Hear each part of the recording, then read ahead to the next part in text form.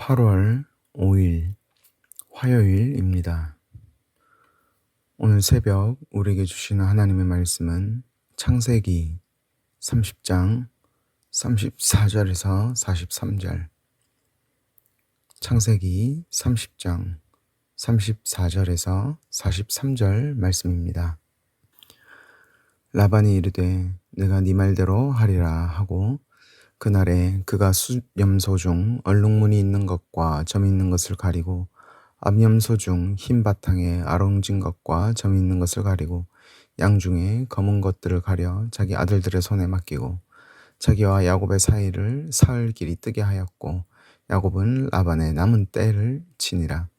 야곱이 버드나무와 살구나무와 신풍나무의 푸른 나무를 가져다가 그것들의 껍질을 벗겨 흰 무늬를 내고 그 껍질 벗긴 가지를 양떼가 와서 먹는 개천의 물구유에 세워 양떼를 향하게 하매 그 떼가 물을 먹으러 올 때에 새끼를 베니 가지 앞에서 새끼를 뱀으로 얼룩얼룩한 것과 점이 있고 아롱진 것을 낳은지라.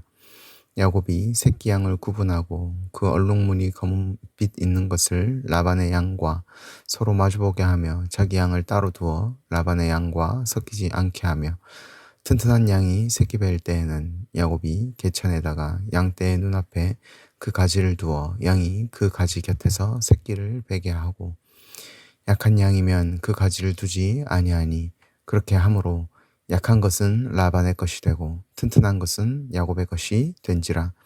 이에 그 사람이 매우 번창하여 양떼와 노비와 낙타와 나귀가 많았더라. 아멘. 야곱은 라반의 꾀에 속아 레아를 위해 7년, 라헬을 위해 7년, 라반을 위하여 무급으로 일을 하게 됩니다. 그리고 어제 본문 25절과 26절에 라헬이 요셉을 낳았을 때에 야곱이 라반에게 이르되 나를 보내어 내 고향 나의 땅으로 가게 하시되 내가 외삼촌에게서 일하고 얻은 처자를 내게 주시어 나로 가게 하소서. 내가 외삼촌에게 한 일은 외삼촌이 아시나이다 라고 이야기하는 것을 보았습니다.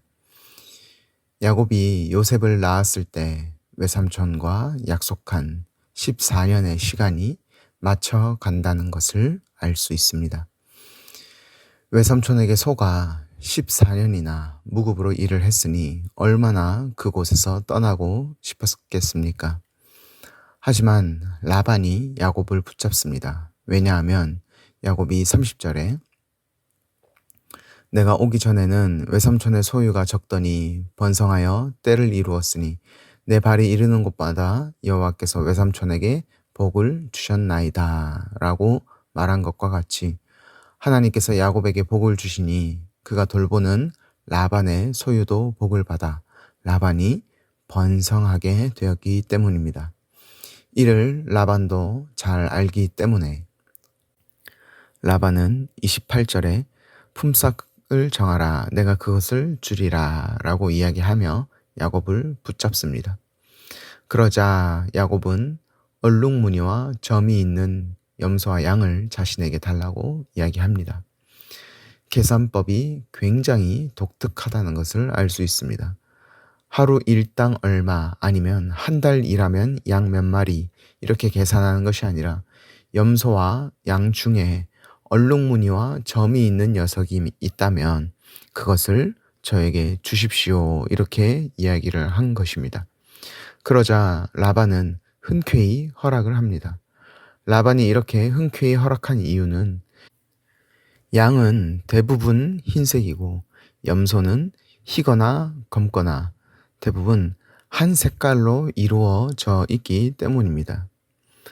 그래서 야곱이 얼룩무늬와 점이 있는 것을 달라고 했을 때 라반은 얼룩무늬와 점이 있는 양과 염소는 소수였기 때문에 얼마든지 줄 수 있다고 생각했을 것입니다.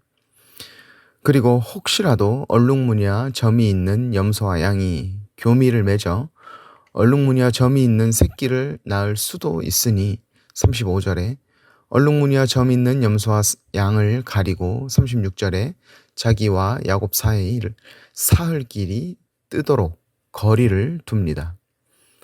얼룩무늬와 점 있는 가축과 자신의 가축이 만날 수 있는 가능성을 원천 차단함으로써 계속해서 야곱을 싼 값으로 부려 먹겠다는 라반의 의도를 잘 볼 수 있습니다. 그러자 야곱은 양들이 물을 먹으러 올 때에 새끼를 베는 것을 보고 개천에 물구유에 껍질을 벗긴 나뭇가지를 세워둡니다.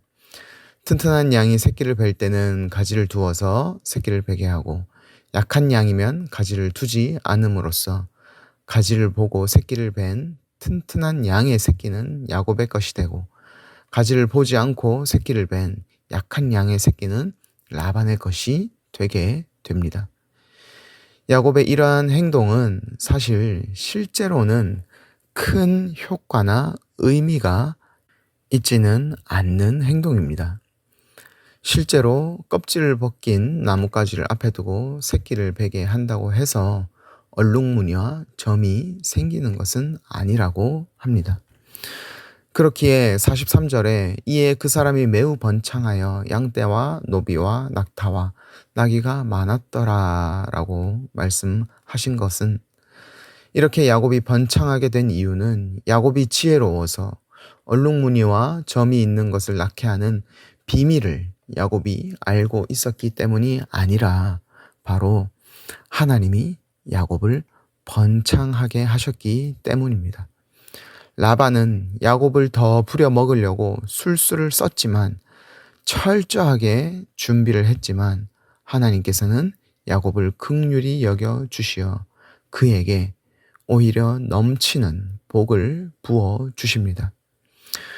우리 또한 야곱과 마찬가지입니다. 우리도 삶에서 나름의 노력과 지혜를 통하여 무엇인가를 기대하고 무엇인가를 하려고 부단히 노력하지만 그 가운데서 우리가 반드시 잊지 말아야 하는 것은 바로 이 모든 것은 나의 지혜로, 나의 능력으로 내가 뭔가 대단한 비밀을 알고 있기 때문에 이루어지는 것이 아니라는 것입니다. 그것이 아니라 오히려 나의 능력과 나의 지혜는 부족하지만 이 모든 것을 하나님이 이루어 가시기 때문에 하나님의 지혜로, 하나님의 능력으로, 하나님의 은혜로 이루어 가시기 때문에 그것이 풍성해진다는 것을 우리는 잊지 말아야 할 것입니다. 단 한 구석도, 단 하나도 나의 힘으로 이루어낸 것이 아니라 하나님의 은혜로 하나님이 모든 것을 행하고 계시기 때문입니다. 이것은 우리에게 크나큰 위안을 줍니다. 라반이 야곱을 더 이용하기 위해 악독한 술수를 펼쳤던 것처럼 이 땅은 자신의 흐름으로 나를 휩싸고 부정과 부패와 부정직과 기가 막힌 수렁으로 우리를 빠뜨리려 한다 할지라도 우리는 그것에 휘둘릴 필요가 없습니다. 왜냐하면 라반의 술수에서 야곱을 건지셨던 것처럼 자신의 백성을 반드시 지키시며 가장 좋은 길로 인도하시는 하나님이 지금도 동일하게 나를 지키고 계시기 때문입니다.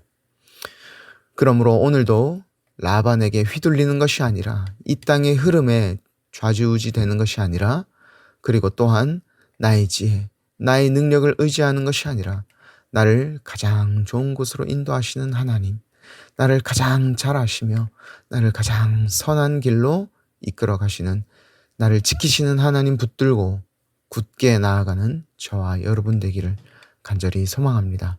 함께 기도하겠습니다. 우리를 단 한순간도 놓지 않으시고 지키시는 하나님 참으로 감사합니다. 우리에게 주시는 모든 것들이 내가 이룬 것이 아니라 오직 하나님의 은혜임을 고백합니다. 오늘 하루도 하나님이 가장 좋은 길로 인도하여 주실 것을 신뢰함으로 라반과 같은 이 땅의 방해를 믿음으로 이겨내는 우리 되게 하여 주옵소서. 예수 그리스도의 이름으로 기도드립니다. 아멘. 오늘 말씀을 기억하시며 기도하시고 주간 기도 제목으로 환우들과 섬김 사역을 위해 기도하겠습니다. 환우들과 연약한 성도들을 위하여 이를 기쁨으로 섬기는 우리 교회 되도록 모든 섬김 사역을 통하여 세상의 소망이 되는 우리 신부상 공동체 되도록 기도해 주십시오. 또한 담임 목사님께서 휴가 중이십니다. 재충전의 시간을 가지고 돌아오셔서 다시 힘차게 목회하실 수 있도록 담임 목사님을 위하여 함께 기도해 주십시오. 합심해서 기도하신 이후에 개인적인 기도로 기도하도록 하겠습니다. 함께 기도하겠습니다.